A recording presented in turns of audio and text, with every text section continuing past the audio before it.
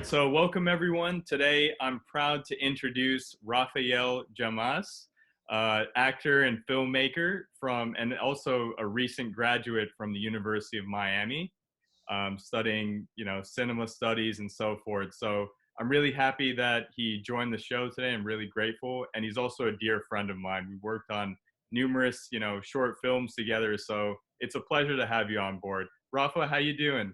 Pretty good, man. Thanks for having me on. It's a pleasure. Of course, of course. So really the first, before we get into everything, um, like the first question I wanted to really ask you is, because you're a recent graduate now, what advice would you give to aspiring storytellers? Okay, so as a recent graduate, the thing that I can tell you basically is you can never stop getting inspiration.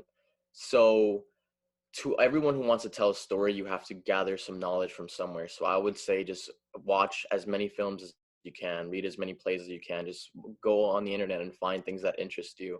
And never stop hoarding that knowledge of stories, whether it be a film a day, a book a week, or a documentary a month, or whatever it is. It's just always try to get more inspiration. The world, the field is changing so much, and there's so much content coming out. So I think always being busy and try to like do one productive thing every day. But for sure, try to get in so much knowledge of stories and all the different types of stories you can tell as much as you can. That's the number one thing. And try to do something that betters your craft every day, for sure. Every day, or just can't waste a day. Absolutely. And what are some of the things that you've done to better your craft and so forth? As I know you started your own YouTube channel, which I'll definitely drop in the comments below. So, and I know you're staying busy and so forth. Yeah, man, I'm trying to stay as busy as I can. It's tough out here for sure right now, especially with COVID, but something that I've been doing for a while, a lot of the things I did this year, um not to sound repetitive, but I started watching a movie every single day. And sometimes I miss it, but most of the times I'm able to do it.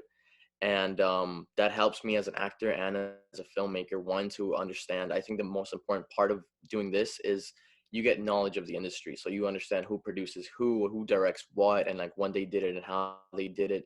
And that just makes you want to dive deeper into all the stories that are being told, and also gives you knowledge of the industry, that if especially if you want to go into it. And as an actor, it gives me the chance to look at all these performances and get inspiration, and break down their performances just as an actor, just understanding what role, what each actor is asked for in a role, and just taking that in. So as in the future, in future performances and future auditions, I can go back to that and recollect everything that I've learned. Absolutely, So absolutely. that's how I try to keep as my brain as busy as I can. Of course, no, that's 100% right. So like, what over the quarantine, like, what was some of your favorite films that you see? Because I know mostly, streaming, Netflix, and so forth. What was one film that really spoke out to you? And Man, honestly, the first one that comes to mind over quarantine or just over 2020, I was Amadeus. Came out in 1984, I believe, and I just thought it was an awesome mix of music and cinematography and storytelling. It's a little bit long; it's like 3 hours, but I thought it was one of the most beautifully crafted films I've seen in a while. Um, so many, honestly, so many. Today I watched a movie called The Hunt, which is a Danish film. I forgot the director's name. I watched it today, but also an awesome film that I highly recommend. It's just so many. There's so many different types of films out there, and they're made in so many different ways that it's just so interesting to see what people collect and how they just use so many different tactics of filmmaking to make a solid product. But definitely, my favorite one has been Amadeus for sure. wow, okay, awesome. Well, definitely got to check that one out. So that leads me on to the second question. So throughout the quarantine and so forth, and as you said, you're staying busy. So as a creative, what is the meaning of success to you? And obviously, that's a very open-ended question. Success can mean different things to every single creative. So what does it mean to you? That is a loaded question. Just because it, like you said, it can mean so many different things to so many creative people. To me, success right now means making something that I'm pretty content with making something that I know is hard work and dedication, and that it shows, and that I'm proud to show it to other people. That's what success means right now as a creative, or just I'm proud of having made it because of something that shows growth, I guess, would be my definition of success as of right now. Just as long as I can show growth, and obviously there's always room to improve, but as long as I make something that I know I showed some growth in from whatever project I did last, that's success right now. And just being happy with what I did. Okay, great, great. And I know recently, I mean, you've been making short films and so forth. I mean, is there any sort of insight on that, on how that process goes about, and what does it mean to, like, what does success mean to you in that sense? Like, when I know you've made numerous short films throughout college and so forth, and going through that rigorous process, I'm sure, like, what does success mean in that sense? Oh man, well, I can tell you for sure with the most recent short film that I participated in, which was right before the semester ended, the one that we've talked about. I felt like that was really successful, at least the production phase of it, because one, everyone was happy. We were ahead of schedule all the time. We were functioning we were functioning as a team, everybody. And just the last day of production, it wasn't like people came in with negative energies on set. They came in ready to work, and just seeing the end result every time would do a playback on the camera. That just felt like success, and it was although stressful, and it was a big stressor through the semester. As anyone who's made a film can tell, or anything like that, especially in the 351s, 451s, in our college experience, it's a very stressful process. But hard work pays off, and if you can plan it out correctly, you will get that feeling of success towards the end of your project. And that was one of the feelings of success I've had recently. Just everything having worked out, thankfully, to the That's film great. gods. No, absolutely. And I can't wait to see the film when it's done. I know.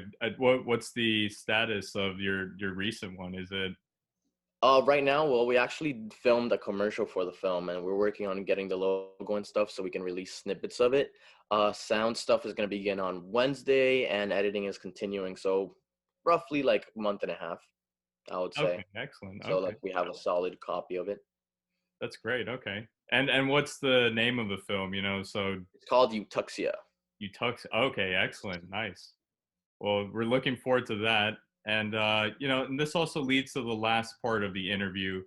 So really, amidst the pandemic and so forth, what do you think is the future of the film and media industries, and how can storytellers find their voice amidst the challenges that we've been facing, on a day to day with limitations and so forth?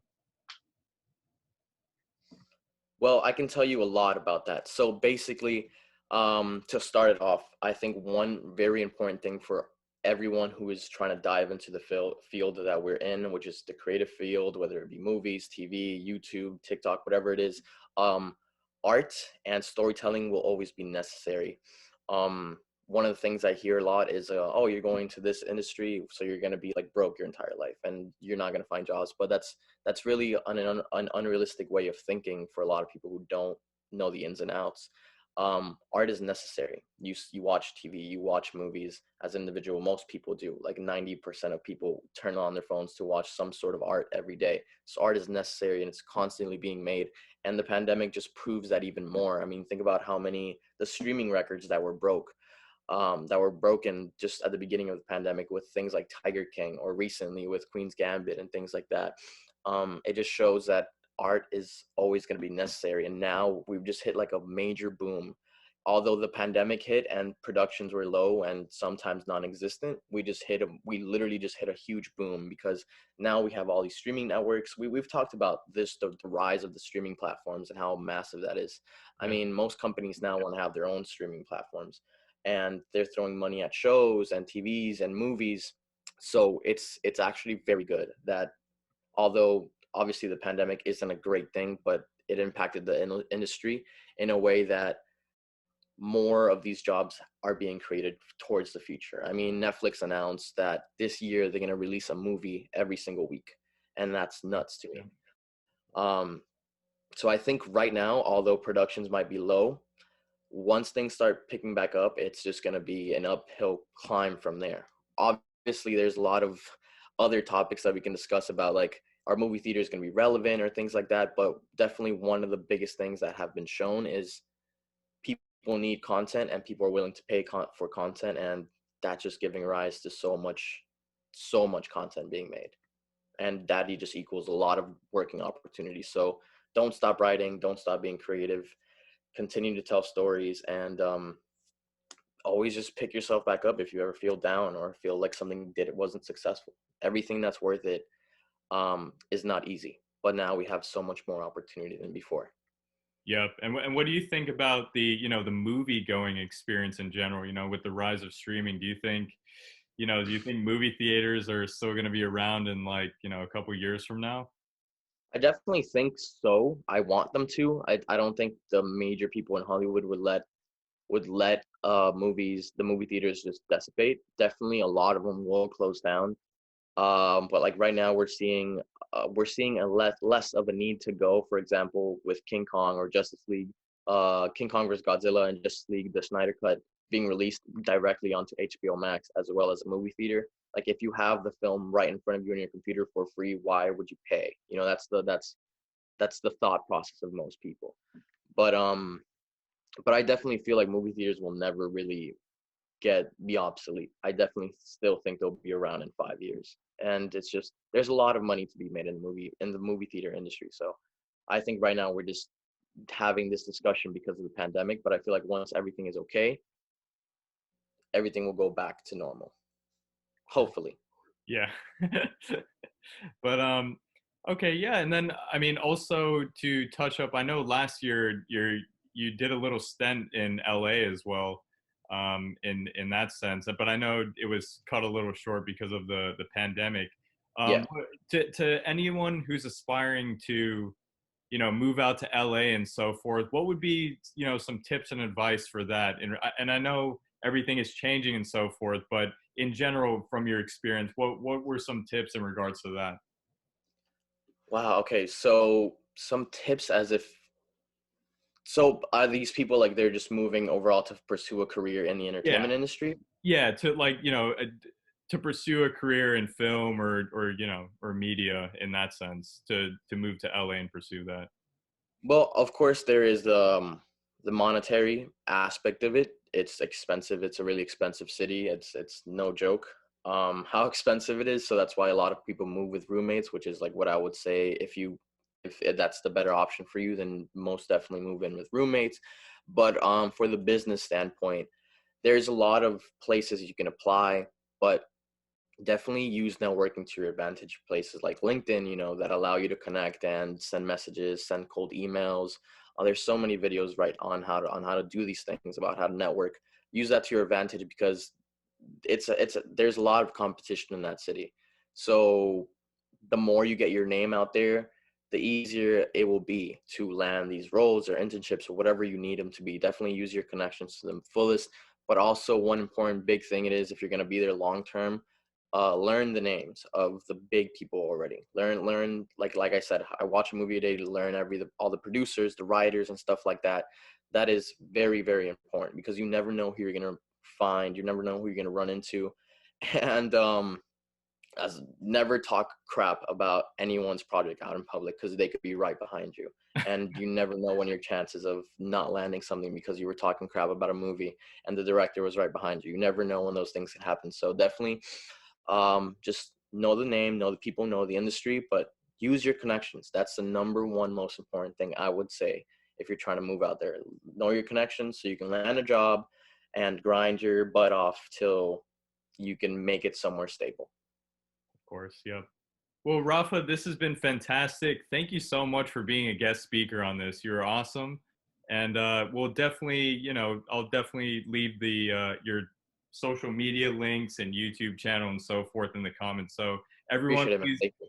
please go give Rafa a follow. He's a great friend of mine and a very talented one as well. And I'm sure he's got nothing but success in the future.